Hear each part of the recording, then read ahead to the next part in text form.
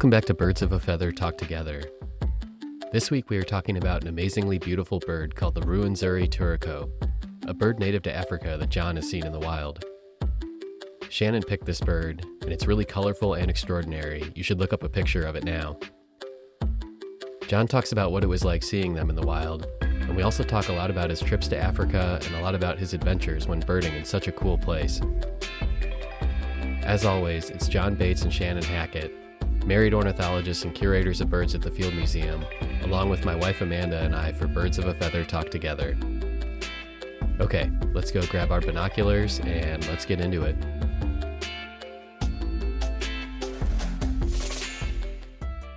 All right, welcome back, everyone. We're excited for this one.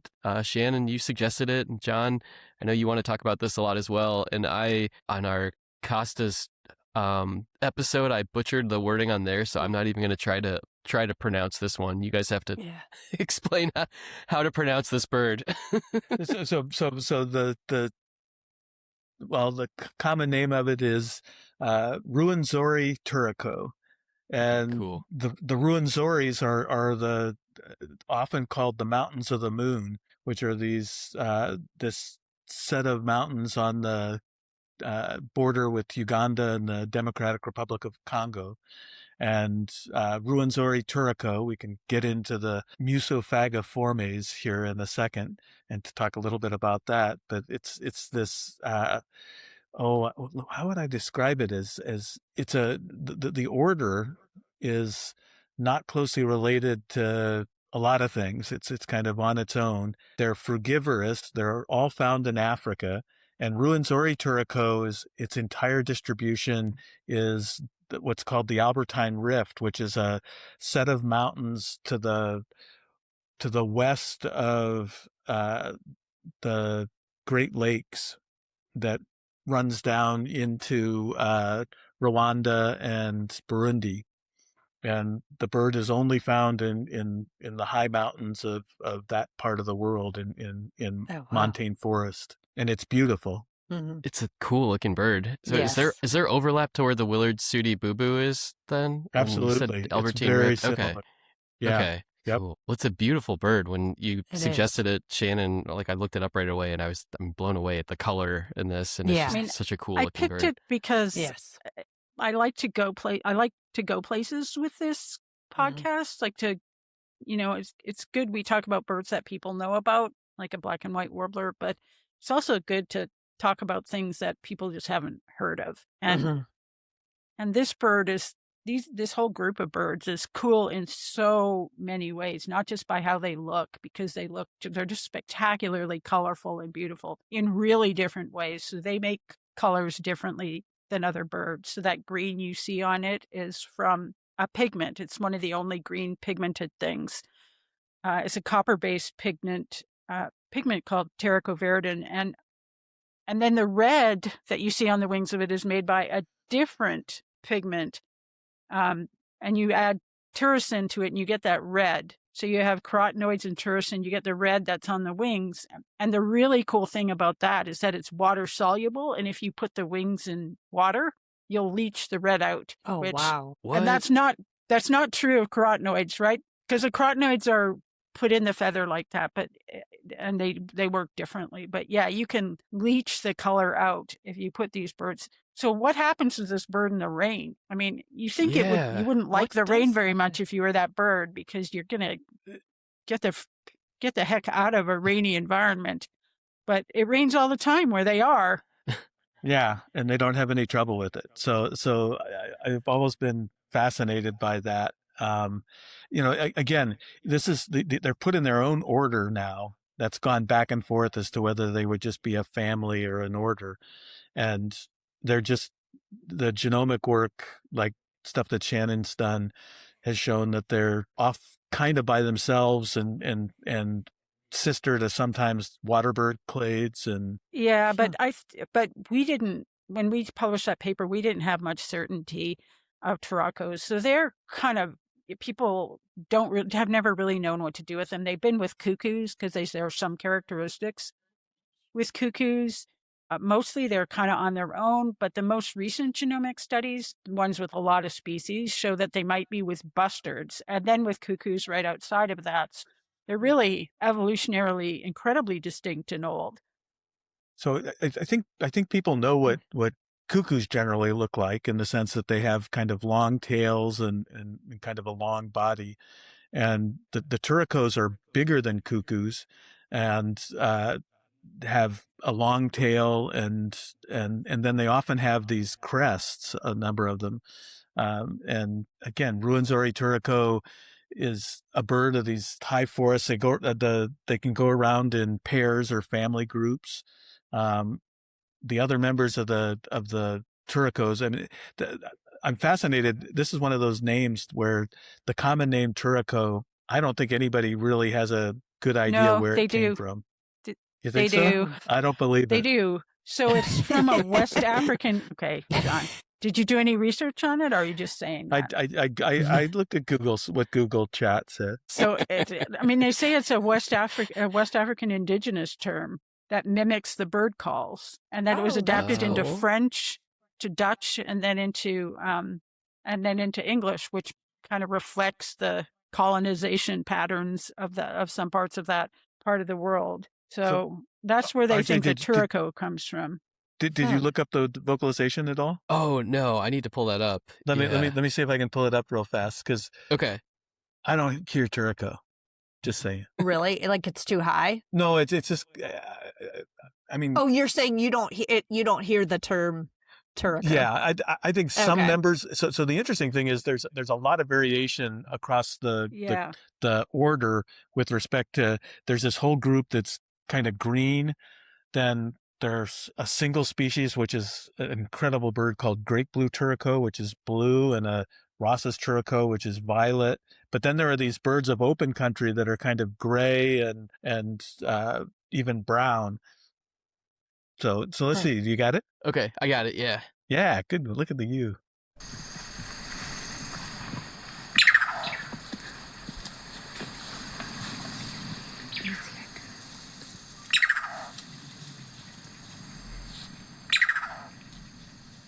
I hear Turaco. It carries really fast. Good point. I take it back. I mean, the one thing to be clear about is the local distribution of this bird is probably not related to the West African derivation of it, and so but it's stuck. It's a great name. Yeah, yeah. I think when I was reading, I've read that. Is that the laser call? Like I saw that too. Somebody said it sounded like a 3-part laser gun. Was one of the descriptions. Something out of Star Wars. Okay. I could see that. Yeah. Yeah.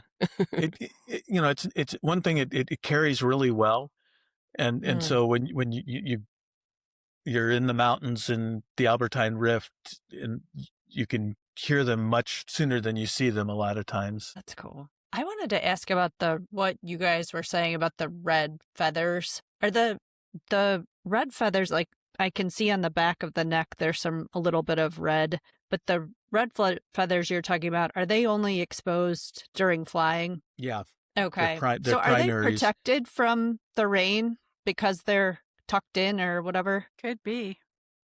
Yeah. Maybe. Yeah. Oh, and one thing I thought was interesting is there seemed to be some hedging as to whether or not they were unique to Turacos, and as far as I know, they still are. But I guess maybe people are thinking there's some. I mean, I don't know. There's nothing. So coming back to the potential relatives, I mean, Shannon mentioned bustards. There's nothing colorful about bustards. Those are not groups of birds you would ever, based on any sense, put together. Like, no way. You would look at them and say, how on earth is anybody thinking these groups are closely related? And the reality is they may be each other's closest relatives, but they're not closely related. It's a very old split. So anyways, it is bizarre. So they are bizarre. That little crest comes because their head feathers don't have barbules on them. So it looks like a mohawk, kind of like a real hair mohawk, which is pretty cool. So if you don't have, feathers have a central rachis, they have barbules, and then hooklets, and that all of those things combine to kind of make the feather a structure that you recognize as a feather, like a flight feather, for example. But these ones, they've lost that, so they've lost some of the stickiness of the Hooks. barbs, Yeah. so they don't Okay. stick together the way. So obviously those things are Oh. they're not promoting flight. Like you don't need a nice airfoil. So you need that for Okay. decoration. That's all it is. It's decoration. And Okay. so that's why these birds look the way they do. And they look super cool. So did they not fly very much? Is that They're awful correct? flyers. Okay. I see. I would say. I mean, they are not. They don't look very graceful when they fly, and yet at the same No. time, they can move around a little bit. One thing they do really well is they run up and down trees, and their feet are kind of designed to help with that, in the sense that Oh, wow. they're what's the term is. I mean, they're partially zygodactyl. In other words, one of their semi-zygodactylous. Yeah.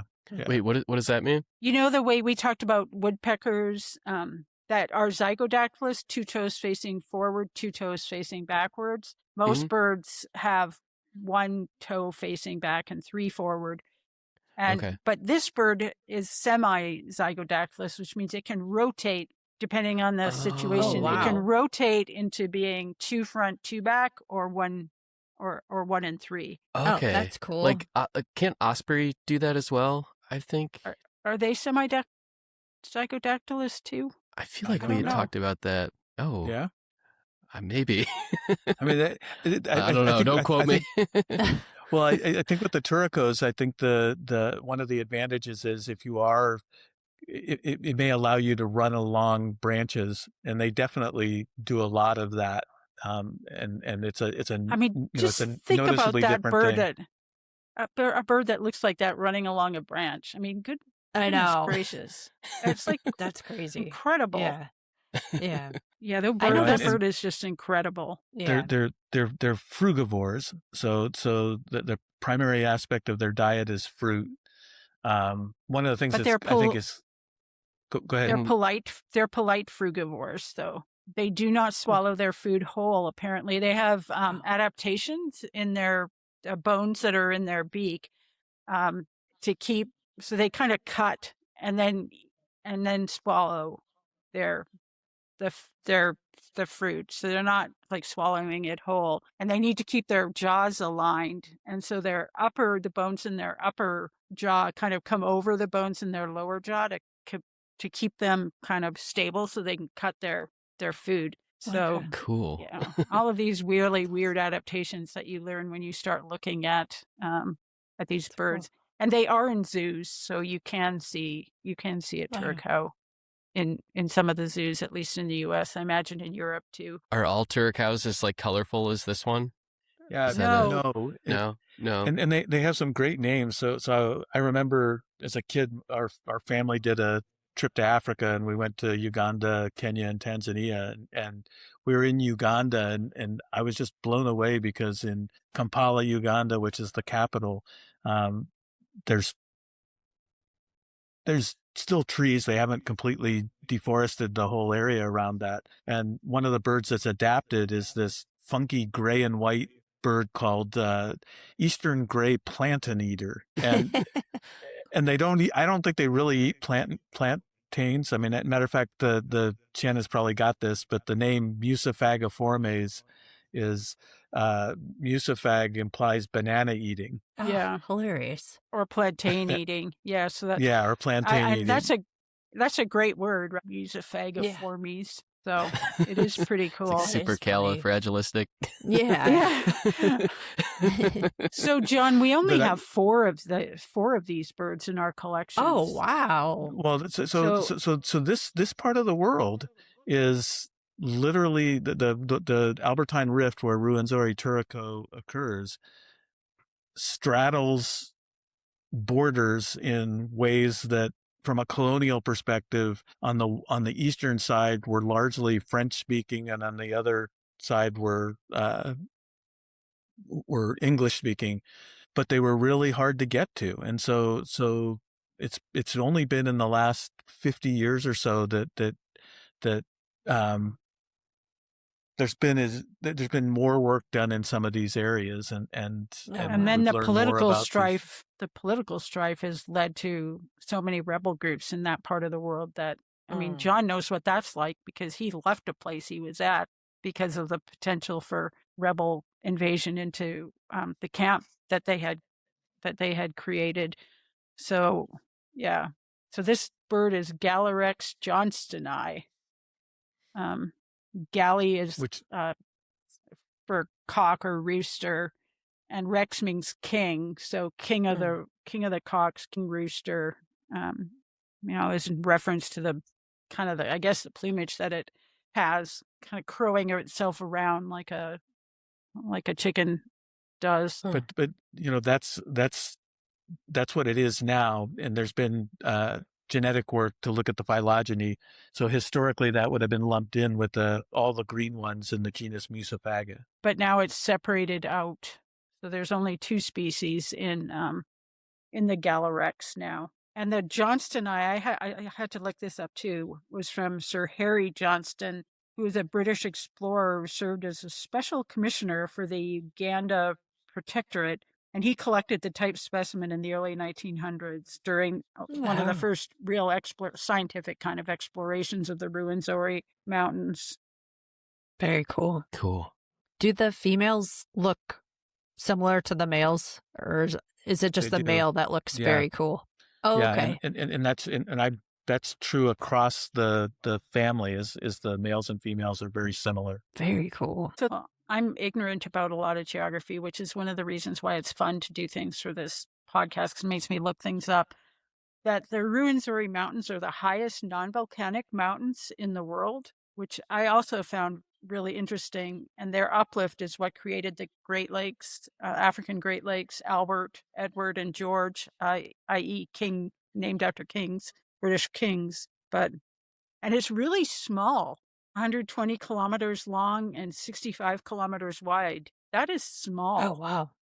Yeah. To Wait, have that's such their range? Yeah, that's Or- their size. Oh, wow. Think about all the birds that are distinctive for there, and that's Mm-hmm. as long as the Rwenzori Mountains are, 75 so- miles so- and 40 miles. So they get out of the Rwenzori Mountains to the south. So that's the northern limit of their Right. distribution. And But then- I think the mountain itself being that small is what I was. Well, I got you. I was I confused. just- I thought we were talking about the range. Well, you're talking about No, the size I'm of talking about the mountain range. Mountain range, not the birds range. I mean, this area has one of the most complex geologies of any place I've ever worked. So I've actually never been in the Rwenzoris. Field Museum did some modern expeditions there right as Shannon and I got to Chicago, and it's an incredible place, and I'd love to see that part of the world. But we've worked south of there, and as you go south, and I was pointing out that the Rwenzoris are non-volcanic. Right south of there is some areas with very active volcanoes in the Oh. Virunga Mountains, and so it's amazing how varied that landscape is. And that's one of the questions about the birds that are there. So Ben Marks and Dave Willard and Tom Noske, and I mean the Willard City Boo Boo example, people have begun to look at the population biology of genetic structure across those regions. So one of our former students, Jacob Cooper, has a undergrad student, Peggy Huss, who's working with him to look at population structure and some of the birds that are across these landscapes, going from the Rwenzoris down into Rwanda and Burundi. But it's a really interesting region, because not only do you have the north-south situation, but then you've also got the lakes in between mountain ranges on the east and west sides of them too, which are interesting. And so Rwenzori Turaco straddles some of that, I think. So that's got to be, aside from all the, rebel groups that I know you've had to deal with, John, like just the geography of that has got to be really tough to navigate to even get in there and study, right? Which is why people hadn't gotten in there to get to some of those areas, because it's definitely not easy to do. The Rwenzoris are a national park, which is great. Oh, Oh, And cool. and That's and a lot of the people that have gone there have been actually mountaineers because it's the highest Yeah. peak in Africa. oh wow. So what elevation is it? Do we know? So the elevation is about, I always have trouble going back and forth between meters, but it's about, I want to say it's about 9,000 feet or so. No, Okay. the highest peak is apparently at 16,000 feet Oh, and is it 5,100 Wow. 5,100 Yeah, so meters. And they're Wow. glaciers. There are Really glaciers high. there. well, Oh, they're Well, there used to be they're at least. they're disappearing fast. Some of Yeah. the Oh, photos of what's happened in the It's last 100 sad. years is stunning for those mountains. And Oh if my you read gosh. about the exploration of it even a little bit, you think, okay, well, this is probably from the 1850s or 1830s when so many of these accounts of people going these places. But no, we're talking about like 1920s, 30s, 40s, Oh, 50s okay. before this place was really explored on foot like that, Wow. which is really late. I guess a testament to how isolated and how complex it is to both get there and be there. Yeah, there are Really.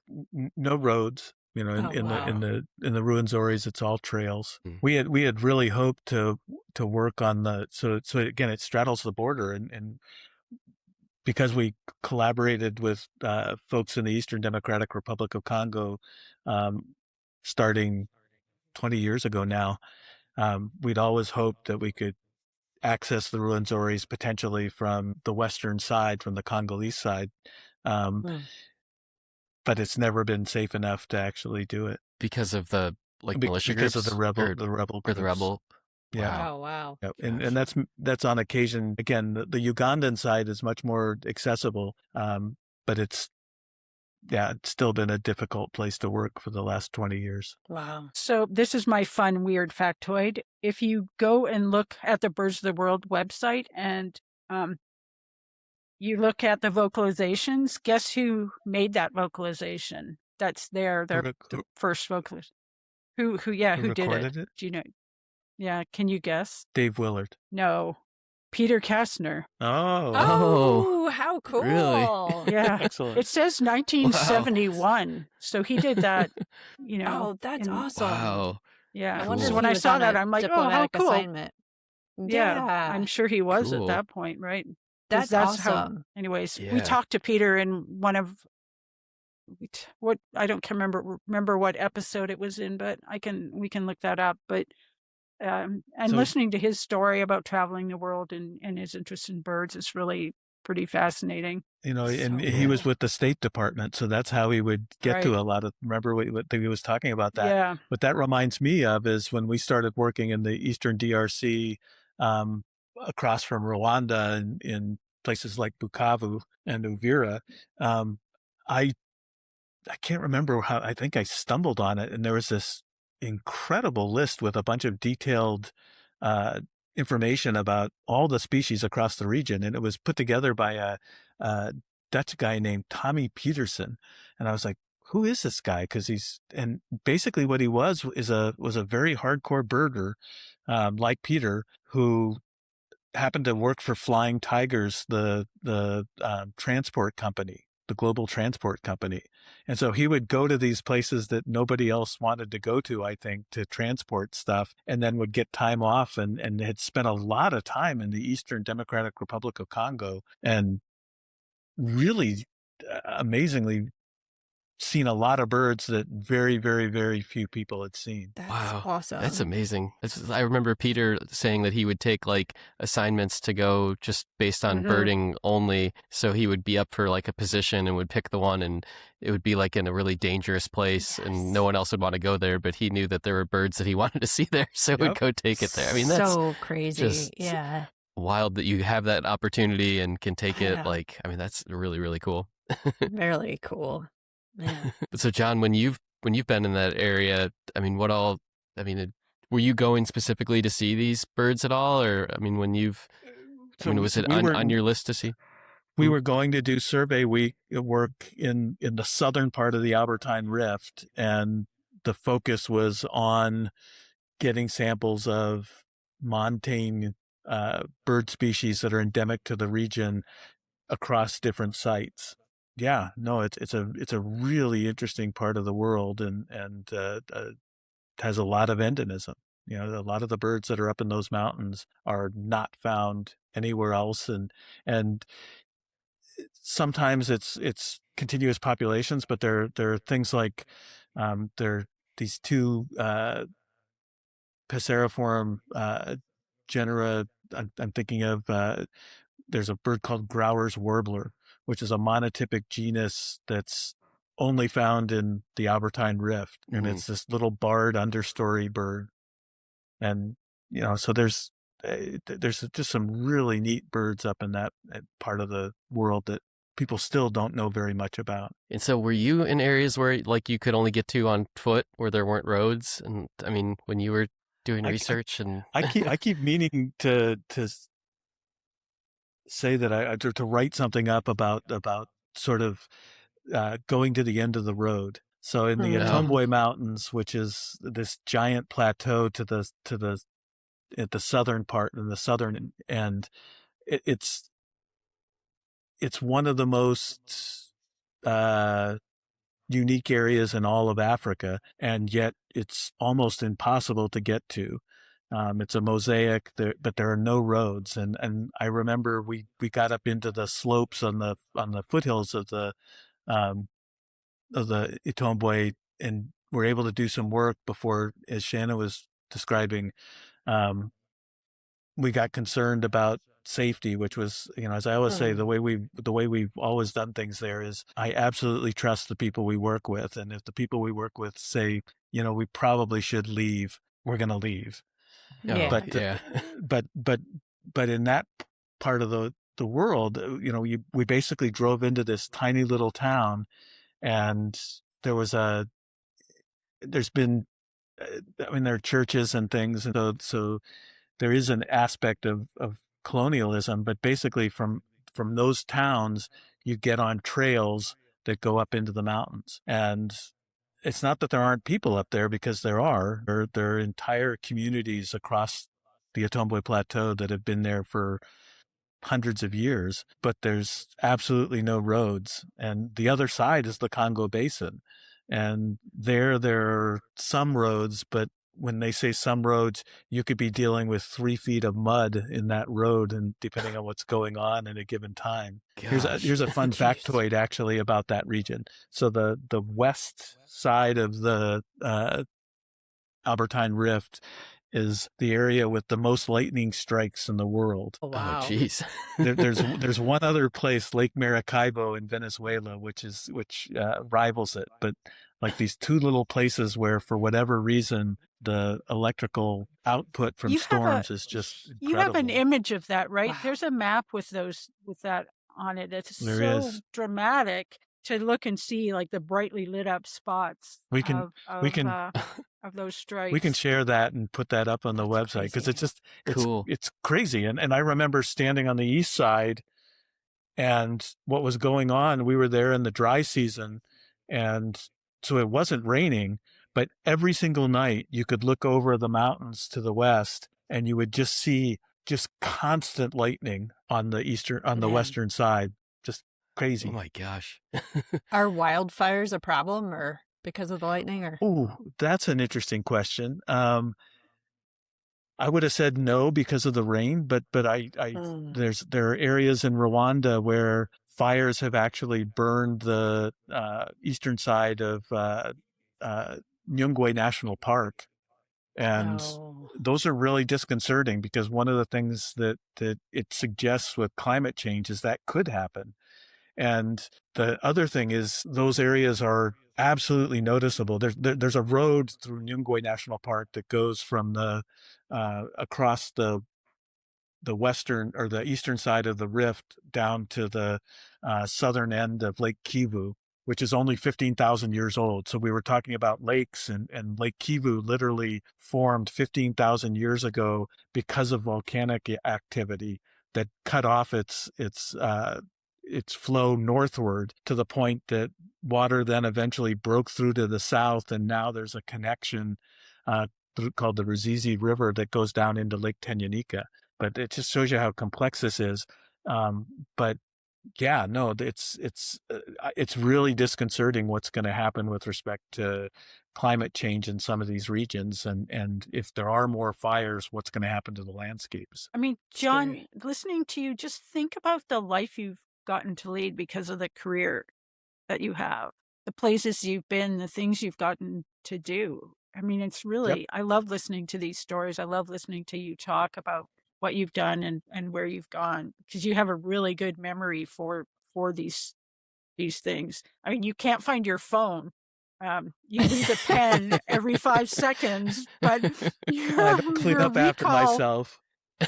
yeah, you can't. No, You but go in the kitchen and you can't tell that there's still dirty things there, what even though you you said know, you've cleaned the kitchen. But you can remember with such vivid detail no, the and places coming you've back gone and to the stories. for sure, and coming back to Amanda's original question about the end of the road to me is something that is one of the best aspects of the things I've gotten to do in the course of my career. Is once you start going up where there's no vehicles, one, you got to depend on relationships with local folks, and because they're the people that know what they're doing and how to get to these places. And then there's some of the most interesting places I've ever been. Yeah. Is there any like wildlife that is dangerous out there that you have to have had run-ins with or have to be aware of? So that's an interesting question too. So historically, there were elephants up in places like Kahuzi-Biega National Park, which is right above Bukavu on the eastern side of the rift. There are gorillas. I've seen gorillas Oh, multiple times in these areas, and gorillas aren't dangerous, but they're incredible. And wow. one of the coolest things I've ever gotten to do is go see some of the gorilla groups that are on the Wow. places like Kahuzi-Biega National Park. They're chimpanzees, which and those can be pretty scary, but that's one where I've never actually seen chimpanzees in the wild. And they're more dangerous than they can be pretty dangerous, right? If you ran I into mean, they're definitely scary. I mean, what I would say about gorillas is the first time I went to go see them, the folks that guide and monitor access to the habituated troops will tell you, if that the silverback male may charge, and if he does charge, it's going to be a faint charge, and you shouldn't move. And sure enough, Right. we were yeah, and the gorilla, the silverback did a faint charge, and even the guides moved. I mean, there's no way you're not gonna like. Seriously. But it was absolutely like he just did it, then he stopped, and then he went back to eating leaves and things, and so Oh my gosh. again, Gosh. John called home that day. Do you know what my day that day was like? He called on a satellite phone, which he did extraordinarily rarely because that's not what we had the satellite phone well, for. it didn't work very well either. Yeah, well, it worked well enough for me to hear about that. Well, I had to put one of our cats to sleep because she got sick. And the same day, Pete, who was 2, locked himself in the half bath on the first floor of the townhouse we lived in, and I couldn't get him out. The door wasn't square, so you're supposed to be able to stick a stick in and trigger the door. Well, it didn't work, and I couldn't get him out. And he was too young for me to tell him how to turn the door handle to get himself out. So I called my dad it was before my dad died, in a complete and utter panic because what am I going to do? And he told me to calm down, as he did many times in my life. And so I had to take the door off its hinges. So I am, one of the cats dead, the 2-year-old stuck in the bathroom for like couple hours while it took me to pry the door off of its hinges to get him out. And, and John's all happy. And I'm like, why did you leave me here alone? What the heck? This is just so unfair. Yeah. You were like, I'll take a gorilla. I'll trade you places. Yeah. Take the gorilla faint. You come and figure out how you get your kid, your genetic fitness out of the bathroom. such a That's bizarre, awesome. we've had such bizarre kind of interweavings of a personal and professional life that it's kind of, I think it's probably our trademark. And if anybody comes to stay with us, they realize pretty quickly once they've been in our house for more than a few minutes that we don't lead normal lives. There's like not very much division between work and the rest of our lives. And then you add hockey and our kid on top of that. And we have like a very mosaically weird life that's like nobody else's, and it can freak people out who come to visit us. So like, you're going to do what? I'm like, yeah, you can go along with the flow or you can go stay somewhere else, because you're not going to convince us to do anything differently. It's just, we are this way. It is this way. And why don't you come along and have a good time? Otherwise don't stay. You can judge all you want when you're outside of the house, but this is what it's like. This is what it's going to be like. Luckily, both of our parent groups knew that, so my mom went all over the place with us and, to spend time with her grandson, no matter where. So she got to go all over the place. And John's mom has already gone all over the place. Well, I was actually thinking when you mentioned Peter Kessner, my dad went on a bird tour. Let's see, probably would have been after 1970, but went on a bird tour in Kahuzi-Biega National Park, which basically people haven't gone there for 25 years. So he was he had to have been one of the last tour groups to go through, to cross the border back then. And this is all before the Rwandan genocide. Anyways, it was, it's an incredible part of the world, and Rwenzori Turacos are amazing, and we've got a lot of good friends and colleagues in these areas. And well, we love hearing stories about this, so I'm so happy you guys wanted to do an episode on this bird, and then we get to talk about it more, because this is a lot of fun for us. So we love to hear those adventure stories, especially that, Shannon. That was hilarious. That was so funny.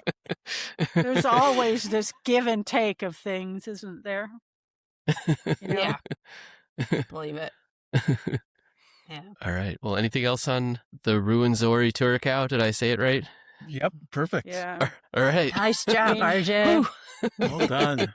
I would tell people to put their travel hats on, whether that's in person for real, or just go look at picture books, or get on the web and just go somewhere else. That's what picture books did for me as a kid. We couldn't go anywhere. I didn't go anywhere as a kid. But I went places in books, and I went places in looking at picture books of birds and other wildlife. So you don't have to actually travel all over the place to go places. You can come to the Field Museum, and you can travel the world through the museum exhibitions. You can travel the world of birds through the bird hall there. So don't limit yourself to what's just around you. Well, you can also see so much on websites now. So, the Birds of the World website that Cornell maintains and is developing and continuing to improve is just an unbelievable place to learn about birds across the world. Thank you all for joining. We hope you enjoyed this episode. We love you all and can't wait to see you and share more with you on Birds of a Feather Talk Together. Have a great rest of your week.